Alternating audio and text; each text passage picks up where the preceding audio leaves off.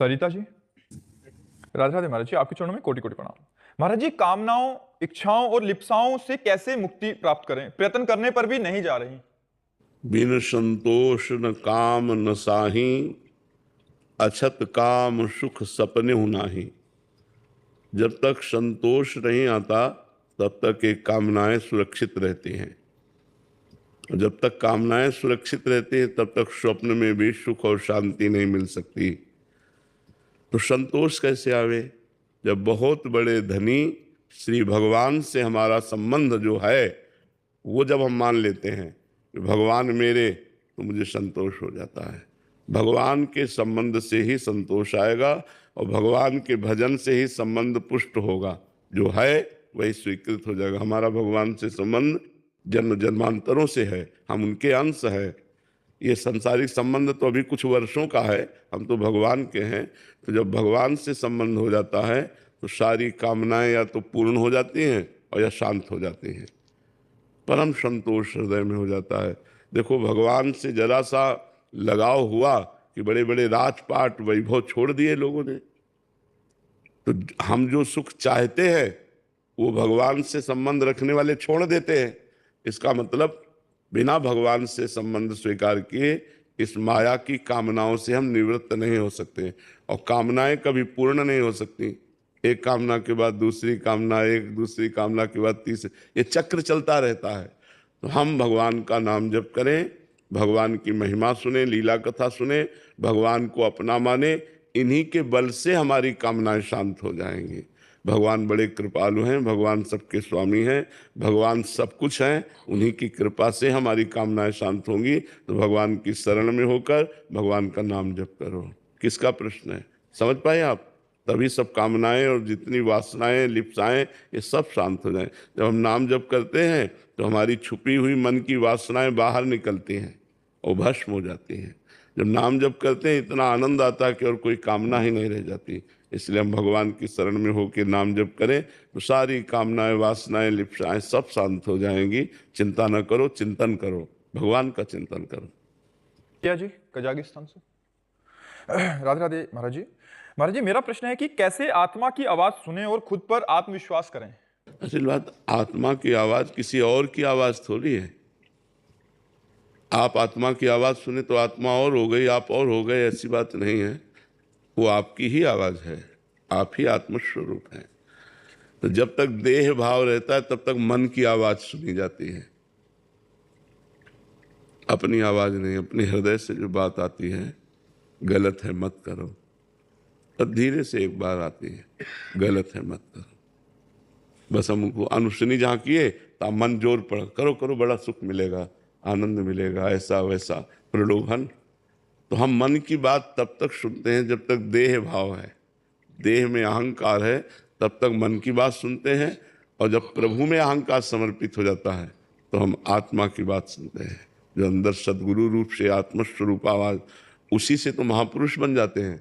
जो उसकी आज्ञा का पालन करते हैं वो महापुरुष बन जाते हैं, और जो मन की आज्ञा का पालन करते हैं वो जेल, नरक, दुनिया का सब प्रपंच मिलता है।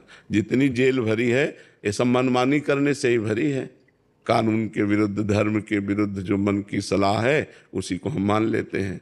तो हम नाम जप करें, शास्त्रों का स्वाध्याय करें, संतों का संग करें और पवित्र आचरण करें तो हमारी बुद्धि पवित्र हो जाए।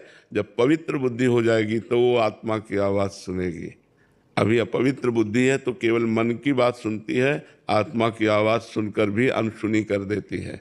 तो हमारी बुद्धि पवित्र होनी चाहिए। इसके लिए साधन करो, भजन करो, अपवित्र आचरणों का त्याग करो, गंदा भोजन त्याग करो, जिससे आपका बुद्धि पवित्र हो। और वो बुद्धि, पवित्र बुद्धि आत्मा की आवाज़ सुने, अर्थात गुरु, संत, शास्त्र, ये सब आत्मा की आवाज़ है। गुरुजनों की वाणी, संतों की वाणी, शास्त्र की वाणी, ये सब आत्मा आवाज़ है। अगर इसको मान लिया तो आपका परम कल्याण हो जाएगा, परम मंगल हो जाएगा। सुनील शर्मा जी, राधा वल्लभ से। शेरवंश महाराज जी। महाराज जी, जब भीष्म पितामह जी बाणों की शैया पर थे तब श्री कृष्ण भगवान से बोले कि मेरी बुद्धि अभी तक कुंवारी है, आप इसका वर्णन करें। तो कुंवारी बुद्धि का महाराज जी क्या आश्रय है? जैसे हमारी बुद्धि वर्ण कर लेती है किसी भोग को, किसी व्यक्ति को, किसी वस्तु को, किसी स्थान को, भीष्म जी की बुद्धि ने न किसी भोग का वर्णन किया, न किसी वस्तु का वर्णन किया, न स्थान का।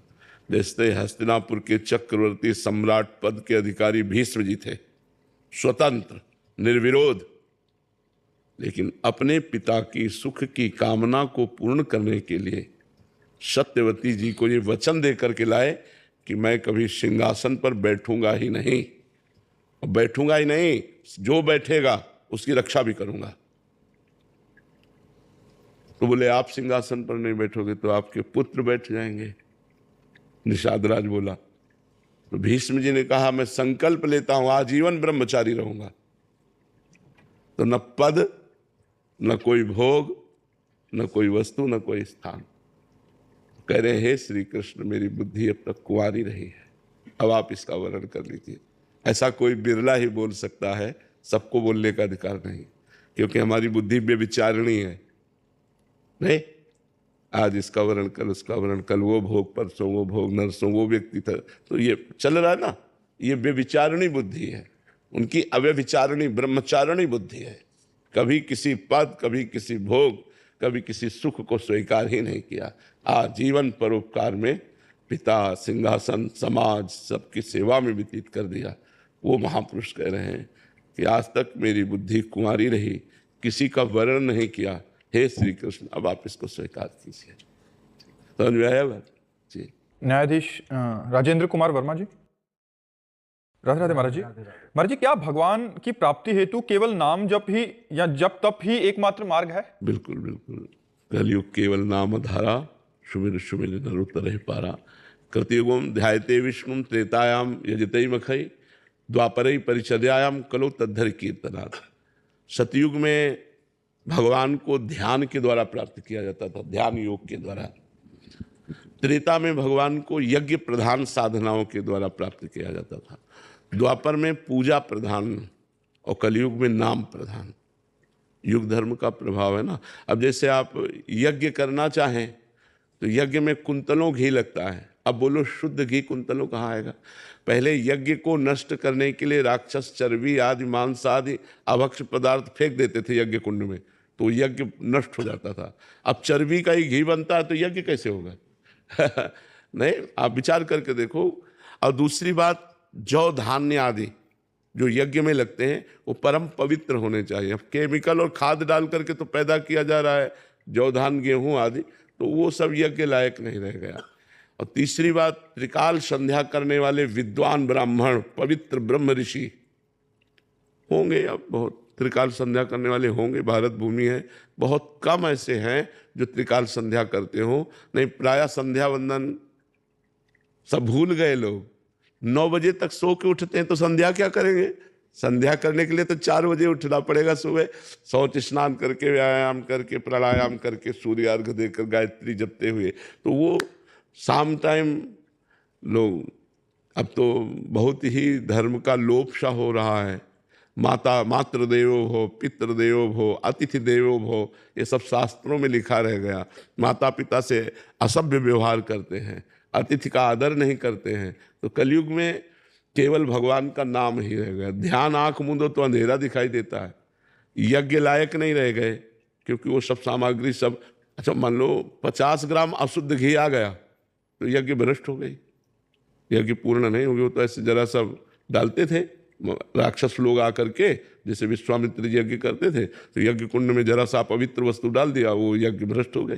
तभी तो राम लखन जी को रक्षा के लिए ले गए थे कि हमारे यज्ञ की रक्षा कीजिए। जब जब हम यज्ञ करते हैं तब तक वो हड्डी मांस या कुछ ऐसा डाल देते हैं जिससे हमारी यज्ञ जो है वो नष्ट हो जाती है, तो आप कृपा करके यज्ञ पूर्ण कर दें। तो यज्ञ वाला समय नहीं रह गया। और पूजा, अब पूजा के लिए कौन से दाल भी रंग के आ रही है। मूंग की दाल भी आप धो के देखिए तो हरा रंग छूटेगा।